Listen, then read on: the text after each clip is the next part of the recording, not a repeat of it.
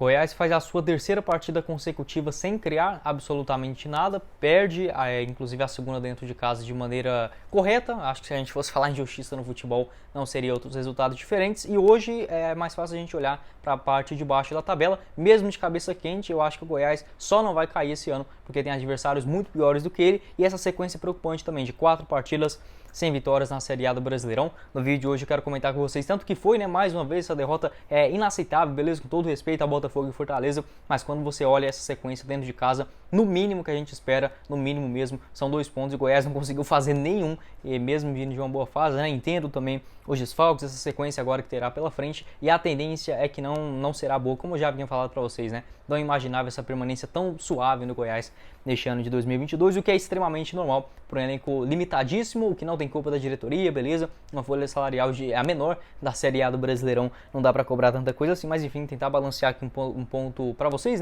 tanto em relação ao que foi esse jogo dentro da Serrinha, quanto também a perspectiva agora para a sequência da rodada, esse campeonato brasileiro que vai dando uma carinha de frustração para o Goiás, inclusive com um tom melancólico na reta final, mas que não era diferente do que a gente imaginava, muito pelo contrário, se falasse que o Goiás tinha essa pontuação lá ainda na primeira rodada do Brasileirão, hoje a gente estaria comemorando, mas enfim, quero ir passo a passo, conversar com vocês a respeito desses temas. Só antes de começarmos, eu peço para você deixar seu like aqui embaixo, também se inscrever no nosso canal e ativar as notificações. Também pode deixar o seu comentário para ajudar aqui também no algoritmo do YouTube a entregar para mais pessoas também. Quando o Goiás perde, a tendência é que as visualizações caem bastante, Então, para vocês que ainda continuam assistindo, independente de resultado, compartilhe, enfim, deixe seu comentário e o like também ajuda demais o meu trabalho aqui. Assim também como da Sorte GoBet, que é a nossa apoiadora do vídeo de hoje, para você apostar aí nos jogos, inclusive do Campeonato Inglês. Nesse domingão não teremos jogos, aqui pelo Brasil, mas na Inglaterra teremos um clássico entre Manchester City e Manchester United às 10 horas da manhã, às 1h30 também com Leeds United e Aston Villa, na Série A italiana com Juventus e Bolonha, Atalanta e Fiorentina, Atalanta do Rafael Tolói. Além disso, o Real Madrid em campo, apesar de não ter jogos aqui no Campeonato Brasileiro, várias partidas com boas cotações lá na Sorte GoBet pelo Campeonato Europeu. Além disso, na segunda-feira teremos aí Botafogo e Palmeiras no complemento dessa 29ª rodada do Brasileirão. Já vou estar deixando o link aqui embaixo na descrição. Nosso apoiador que está sempre com a gente, mesmo com vitória, derrota, empate, a Sorte GoBet, nossa apoiadora do vídeo de hoje. Bora então começar o nosso conteúdo para falar inicialmente. Vamos falar do jogo, inicialmente, e depois eu tento intercalar desse momento agora desastroso do Goiás, porque assim, não tem como a gente não começar falando da tabela, que foi generosa essa rodada para o Goiás, não tem como negar. Nesse momento o Cuiabá está jogando com o Corinthians, acho muito difícil do Corinthians empatar esse jogo, apesar que o Cuiabá é um pouquinho danado, mas na pior das hipóteses, o Goiás termina a rodada com 6 pontos em relação ao primeiro time dentro da zona, o que dá uma certa tranquilidade. Inclusive o próprio Atlético Goianiense venceu o Avaí, não vou mentir para vocês, eu estava torcendo para caramba o Atlético ganhar esse jogo, porque antes de qualquer rivalidade, tem o Goiás que tá aí agora com uma cara danada, de que vai brigar contra essa zona do rebaixamento, então pelo menos deixando o Atlético lá embaixo com 25, ainda 6 atrás do Ceará, que é o primeiro time dentro da zona, e o Avaí para nos 28, não superando os 31 do Ceará. Então uma rodada relativamente ok. O próprio Ceará perdeu para o América Mineiro dentro de casa, e o Coritiba depois visita o São Paulo, que jogou hoje na Copa Sul-Americana. Coritiba e São Paulo só lá no Morumbi no dia 20 de outubro. Então rodada que vem sendo razoavelmente generosa para o Goiás, que mais uma vez não fez sua parte. Bora comentar sobre inicialmente essa escalação do técnico Jair Ventura, que teve até 3 boas notícias, tanto que o time mesmo não conseguindo criar tanto, foi bem mais incisivo do que na derrota para o Botafogo. Tanto a entrada do Pedro Raul para fazer essa camisa 9, o Sávio também, que foi bastante acionado na lateral esquerda, e da mesma forma o Dada Belmonte retornando de lesão ali na vaga na teoria do Renato Júnior, que fez aquela função diante do Botafogo na ponta direita. Então o Dieguinho ficou ali um pouquinho mais caindo pelo lado esquerdo pelo lado direito, retornando aquela sua função de origem. O Marquinhos Gabriel meio que trocando com essa sua posição, inclusive o camisa 10 Esmeraldino indo buscar a bola até no pé dos zagueiros, o que eu achei assim uma estratégia até que no começo razoável, porque no jogo passado diante do Botafogo, o Marquinhos parece que escondeu atrás ali do meio de campo do Botafogo e não pegou nem sequer nenhuma vez na bola, não conseguia fazer absolutamente nada. Pelo menos no jogo de hoje tentou. Acho que um camisa 10, se ele tenta e erra, é bem melhor do que se ele ficar escondido atrás ali da marcação, enfim, não buscar a jogada. Pelo menos o Marquinhos tendo um jogo um pouquinho mais de cabeça erguida, mas sem nada de extraordinário, O Goiás que no comecinho do jogo até chegou a assustar com a cabeçada do Dada Belmonte aos 6 minutos, mas logo aos 10 um cartão amarelo do Auremir já deu todos os sinais do que estava sendo esse jogo do Goiás. Uma partida que só tinha bola para frente para buscar o Pedro Raul. Isso é inaceitável também, um time jogando dentro de casa, beleza, tem a menor folha salarial, legal, mas não dá para jogar uma primeira divisão de qualquer campeonato minimamente competitivo só chutando a bola para frente no camisa 9, que é o Pedro Raul, né? Beleza, ele pode ser bem maior, mais alto, né, do que os dois zagueiros, mas não vai ganhar essa bola toda hora, e é muito mais fácil você destruir uma jogada, como é no caso dos zagueiros vindo de frente, né, e tirar a bola do Pedro Raul, do que ele dominar, ajeitar ou até mesmo criar suas jogadas. Ele até tentou isso no primeiro tempo, mas o Goiás logo sofreu o gol naquela marcação ridícula, né? Não dá para o Goiás continuar com o Auremir e o Matheus Salles. Eu até defendi o Auremir porque ele vinha fazendo, até que nesse jogo de hoje não foi tão horroroso assim, mas o Matheus Salles, mais um jogo desastroso dele com a camisa do Goiás, inclusive a própria torcida vaiando, mais ou menos ali com uns 34 minutos, né, ainda do primeiro tempo, e o time quando leva o gol assim com 14 minutos, né, já jogando mal, Fortaleza sempre mais perigoso nos seus contra-ataques, o Goiás praticamente não fazia nada com a bola, não tentava uma jogada, na hora que perdia, voltava aquela maluquice toda lá atrás, tendo inclusive essa jogada que faltou pé dos dois volantes, tanto do Auremir quanto do Matheus Salles, e também eu vejo uma falha do Dieguinho, que na minha opinião fez a sua pior partida com a camisa do Goiás hoje, não acertou praticamente nada, e naquele lance o Auremir ele tinha que sair muitas das vezes para cobrir o lateral direito, o Maguinho, né? E na hora que ficava essa dobradinha do Maguinho com o próprio Auremir, o Dieguinho ficava um pouquinho mais afastado. Na minha visão, isso daí prejudicou demais o Goiás no começo do jogo, tanto nesse gol aí do Sacha, né? Fugiu o nome, o Lucas Sacha, aos 14 minutos. Aí já deu aquela zedada toda, né? O clima de você vindo de uma derrota, isso que é o problema de jogar duas em casa, né? A torcida já lembra do último jogo, fala, putz, vamos para mais uma vez essa sofrência, ainda pelo menos tendo essa partida toda pela frente, mas o Goiás em momento algum pareceu que ia empatar esse jogo, ou até mesmo buscar uma virada. Aos 30 minutos, né, teve até ali umas boas jogadas entre o Marquinhos Gabriel e o Dieguinho tentando aparecer um pouco mais, mas a tônica do primeiro tempo do Goiás era jogar aquela bola para Pedro Raul, ele eventualmente conseguia girar ou até mesmo chutar ali com a perna esquerda, o que não conseguiu assustar muito o gol do goleiro do Fortaleza, e nos contra-ataques parecia que qualquer hora poderia enfiar uma bola ou para o Pedro Rocha ou até mesmo para o Romarinho, ainda bem que não aconteceu, o Goiás até que saiu, teve até um chute do Romarinho aos 38 minutos, né, se eu não estou enganado, do primeiro tempo, ainda que ele bate de chapa, a bola por muita sorte vai lá para fora, né? E o chute do Pedro Raul aos 43, como eu falei, nesse jogo ele tentou mais chamar a responsabilidade, se a bola não estava chegando quadradinha, né? Redondinha, melhor dizendo, ele tentou até uma jogada aos 43, virando o corpo, batendo de esquerda, mais fraquinho ali para o goleiro, o Fernando Miguel. No segundo tempo, uma alteração interessante do Jair Ventura, acho que de todas as críticas que a gente tem que falar, na minha visão, nenhuma seria direcionada para o Jair Ventura. Poderia ter começado com um outro jogador ao invés de dois volantes? Até poderia, mas eu entendi a ideia dele também, era deixar o Marquinhos Gabriel mais solto e o próprio Dieguinho, acabou que é normal, né, do futebol não funcionando. O Auremir saiu, que já estava inclusive amarelado, entrou o Luan Dias, além disso a entrada do Pedrinho, que mais uma vez foi bem nesses últimos minutos pelo Goiás, na vaga do Matheus Salles. O Pedrinho ficou caindo mais pelo lado direito, o Dada Belmonte no lado esquerdo, o Dieguinho sendo o primeiro volante, o Luan Dias um pouquinho mais avançado e o Marquinhos Gabriel sendo aquele responsável pelas jogadas na entrelinhas, né, do adversário, entre o zagueiro e o volante. Também não conseguiu fazer lá grandes coisas com o Goiás no segundo tempo. Teve até um gol anulado, bem anulado do Pedro Rocha, aos 6 minutos, né, na cobrança de lateral, ele estava impedido nesse lance. O outro chute também para fora do Pedro Raul, onde ele tentou pegar, eu não vou lembrar agora esse chute do Pedro Raul, né, aos 7 minutos, né, estava até buscando mais essa sua finalização. Goiás tocando a bola para um lado, para o outro, tinha muito mais posse de bola. Gostei do jogo na questão do Luan Dias. Eu acho que essa escalação do Goiás para a segunda etapa é muito boa quando você tem a bola no meio de campo.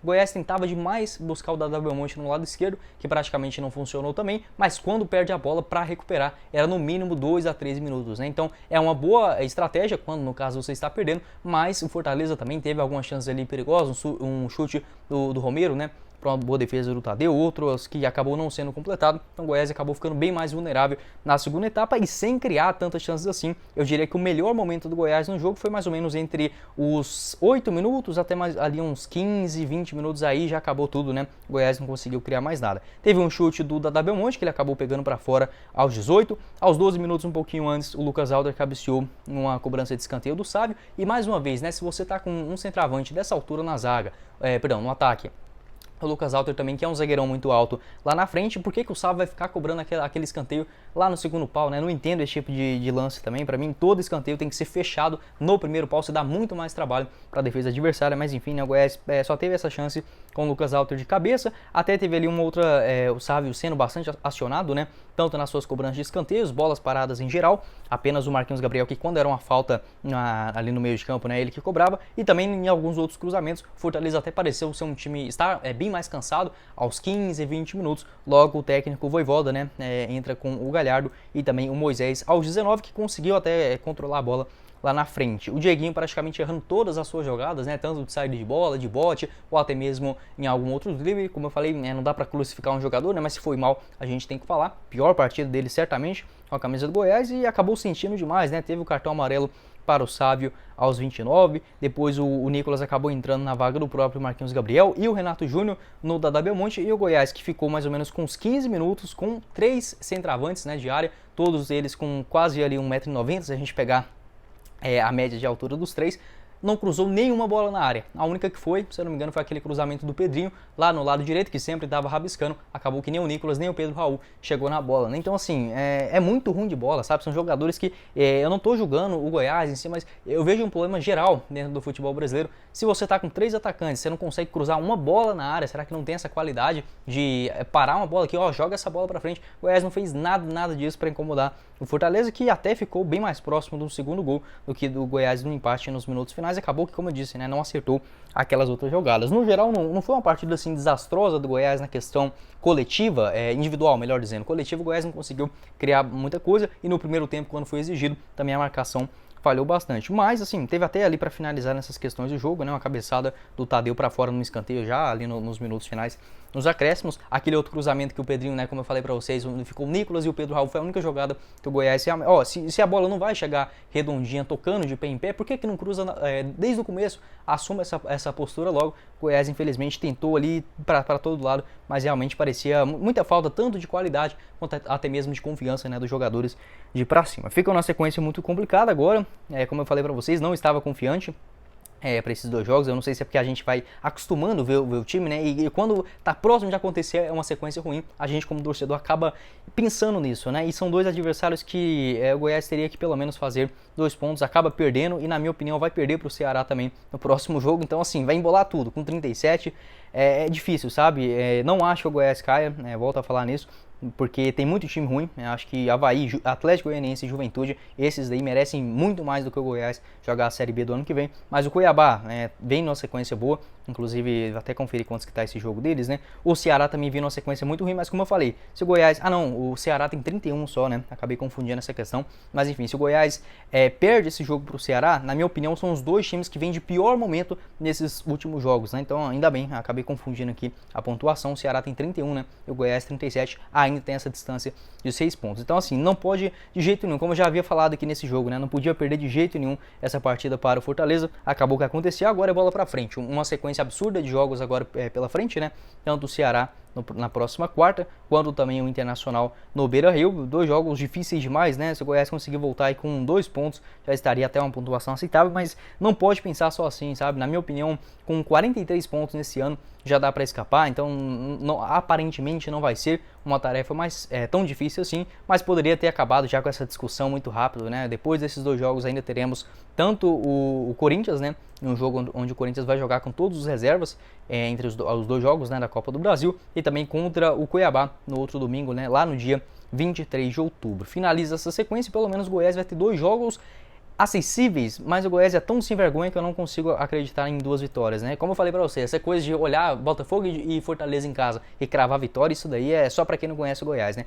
Teremos tanto o América na 34ª rodada, quanto também o Juventude lá na 36ª, esses 2 jogos na Serrinha. Então, assim, se é 2 vitórias pra escapar, temos pelo menos 2 jogos diretos, né? Se assim podemos dizer, dentro da Serrinha. Quero saber a sua opinião aqui embaixo nos comentários, tanto o que foi, né, esse jogo do Goiás, mais um sem graça, partida ruim para variar aqui dentro do Campeonato Brasileiro, né? Mas que pelo menos da pontuação em geral, como eu falei para vocês, se a gente imaginasse o Goiás na 29ª rodada com 37 pontos, todo mundo iria estar comemorando de alegria. Não vamos ser hipócritas agora, né? Falar que tá tudo bem, mas assim, pés no chão, beleza? Vamos tentar alcançar o mais rápido possível essa pontuação necessária.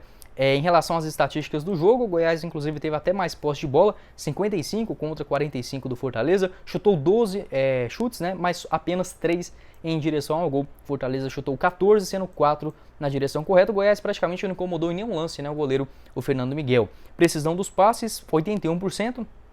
Até que relativamente ok. Em relação aos escanteios, menos, né, do que aquele jogo contra o Botafogo, 6 para o Goiás e 3 para o Fortaleza, além de 3 impedimentos para o Goiás e outros 2. Em relação aos cartões amarelos, o Goiás teve ali para o Dadá Belmonte, o Sávio também o Auremir, nenhum deles estavam suspensos, então pelo menos tendo o retorno do Felipe Bastos e do Danilo Barcelos para esse jogo contra o Ceará. Quero saber a sua opinião aqui embaixo nos comentários, né? Mais uma vez, assim, uma derrota para desanimar qualquer um, né? Não tem como você olhar essas duas sequências. A torcida que mais uma vez fez uma festa absurda, né? Mesmo perdendo o jogo praticamente inteiro, pulou, gritou, teve bandeirão, realmente de tirar o chapéu o que vem fazendo a torcida do Goiás. Tem até que conferir qual foi o público em mais uma derrota, né, dessa na Serrinha, mas enfim, quero saber a sua opinião, o que você viu desse jogo, e pelo amor de Deus, né, esquecer essa questão de Libertadores, não sei se os jogadores entraram com essa coisa na cabeça, porque não faz sentido nenhum, o elenco que o Goiás tem, volto a dizer, é o terceiro pior da Série A do Brasileirão, e não tenho dúvida nenhuma disso, em relação aos 11 titulares, pode até ser bom, mas de elenco o Goiás certamente estaria, né, se a gente fosse só ali jogar os 4 piores elencos, com toda certeza absoluta,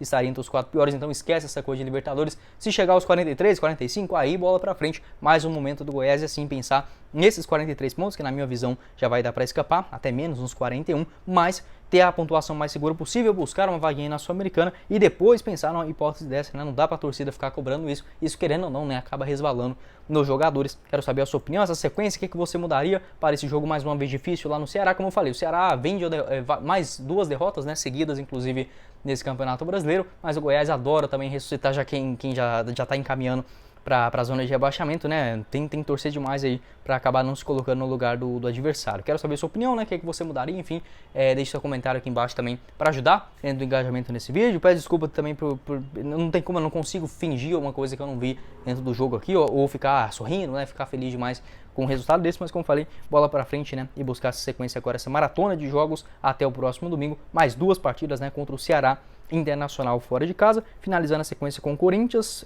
Cuiabá, América Mineiro, Atlético Paranaense, Juventude, o Fluminense e o São Paulo, sendo mais 4 desses jogos, né, dentro da Serrinha. Então dá assim, 4 em casa, 4 fora. Vamos tentar buscar pelo menos mais esses 6 pontinhos, né, para permanecer na primeira divisão. Mas foi o vídeo, eu espero que vocês tenham gostado. Não esqueça de deixar seu like, também se inscrever no nosso canal e ativar as notificações para sempre conferir os nossos vídeos novos, né, aqui no YouTube do Goiás. Vou estar deixando o link aqui embaixo na descrição do nosso apoiador da Sorte Cobet. Vai lá dar uma olhadinha e também deixe seu comentário para ajudar a gente aqui no alcance, né, e também a sua visão de jogo, o que você acha que eu esqueci de falar, o que você concorda, o que você discorda, pode deixar a sua visão aqui embaixo também.